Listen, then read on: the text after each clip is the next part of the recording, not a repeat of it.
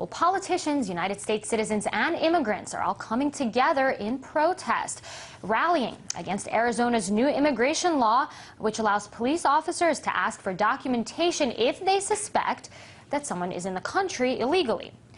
Now, gathering around Arizona's Capitol building, thousands of protesters voiced their concerns, claiming that this law would lead to racial profiling and also possibly police harassment of legal citizens who just happen to look like immigrants.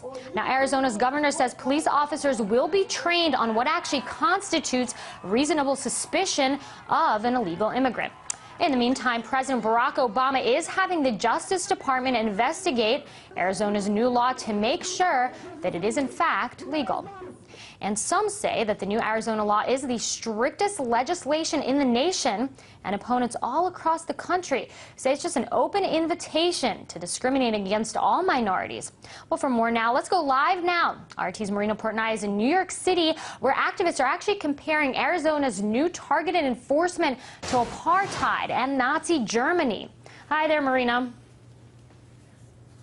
Hi there, Dina. As you mentioned, many civil rights leaders, many activists here in New York City up in arms over this new legislation in Arizona. Reverend Al Sharpton is one of the many people that has come out criticizing the legislation. He says that he will mobilize, if he has to, people from all across this country to march to Arizona to stop this legislation. We must remember that in 2009, roughly 380,000 people were detained by U.S. immigration officials. Now, while that number may be shocking to many of our viewers, there's also another figure, the amount of detainees that actually die in detention. And here's the story of one of those victims.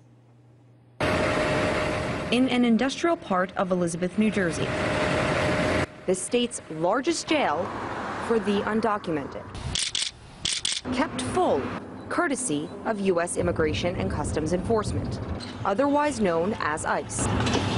Detainees inside are rounded up for deportation. But in the case of Boubacar Ba, an ending far more devastating. This is grainy surveillance video obtained by the ACLU, dated February 1st, 2007.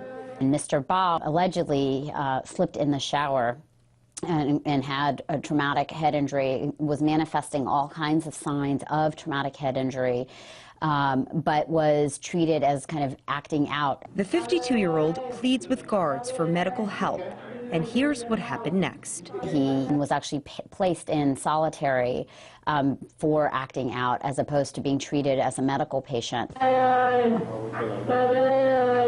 In solitary confinement and suffering for more than 12 hours. After this footage ends, Boubacar Ba is rushed into emergency brain surgery. He reportedly suffered multiple brain hemorrhages and a skull fracture. When family members finally found out, it was too late for them to do anything for Mr. Ba. Too late meant a coma for 4 months, then death. He was a father, he was a husband. I knew him for years now. He was a tailor, working hard, just doing his job and going home. Nearly 3 years later, Musa Dia is still waiting to find out how his friend died. Never been arrested, never done nothing wrong. We want to know what happened to him. He was a human being. But to U.S. officials, the Guinean immigrant was a criminal, living here in New York City for roughly 8 years with an expired work visa. In 2006, Ba paid a visit to his native land under a special green card program. But on his way back, he was detained and locked up by ICE.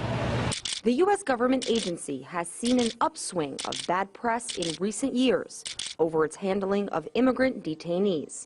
According to ICE, 110 immigrants have died in detention since 2003. But for all the controversy, a bigger absence of accountability. Right now, ICE is only accountable to itself.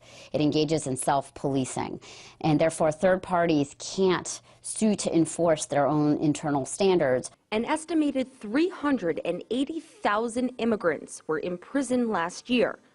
That's up 300% from a decade ago.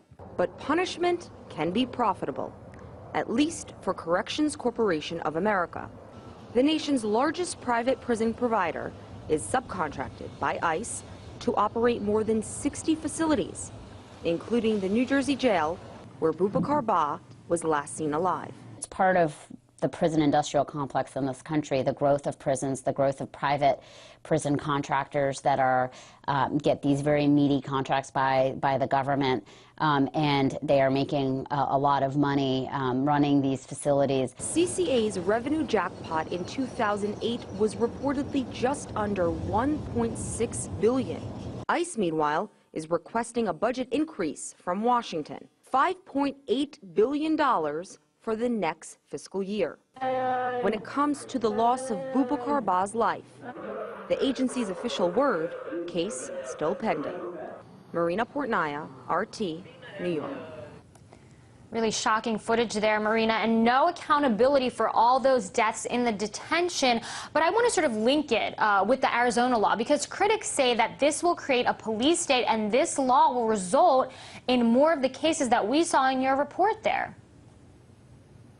That's right. That's what a lot of opponents are saying, because, Dina, we have to remember these are going to be local police officers in Arizona that are essentially going to be inheriting this kind of federal power. They're going to be able to enforce this kind of immigration law in a way that, they might not be trained to do, and there is no oversight. That is probably the biggest criticism. There's no rules to play by. Essentially, if they want to pull someone aside, detain someone, they will now be allowed to. And if something goes wrong, who is going to be the fact checker? Who is going to know if something has gone wrong? We heard from this woman from ACLU saying right now there's a problem of even filing suits over those detainees who have died in detention. No accountability. Investigations are still ongoing. So at this point, it is a big criticism. It's something that opponents are really railing against, and it's a big concern for the minority community.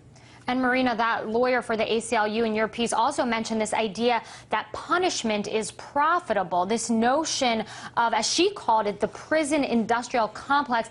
I'd like you to just elaborate a little bit more on that. Well, through my research, I found out that the so-called prison industrial complex is one of the fastest growing private industries in the U.S. that we've seen in the past decade or so. The Corrections Corporation of America right now has the biggest contract, running 65 of the jails that the federal government subcontracts for them. That's what is taking place. There's approximately 350 detention facilities for immigrants throughout the United States, but most of the facilities, more than 300 of them, are subcontracted. The government, the Immigration and Customs Enforcement Agency, pays private companies or pays local or county jails to enforce the detention of immigrants. And so money is being made. Detaining these immigrants is profitable, and that's why many of the immigrants get transferred around from one detention center to another. They're held for up to 4.5 years. I met a man that was held for 4.5 years and then released, and he's still in the States. He wasn't deported. It was a mistake. He's still trying to deal with the issue. But this is obviously a profitable industry in some sense, and there is a money trail, and that's what a lot of critics are now arguing against. And especially one more point to underscore, for local counties, if in this economy right now their county is suffering on making money, they will definitely expand their jails, keep their jails open, critics say, to get the subsidies from the federal government to then detain the immigrants, because it's a way of bringing money in.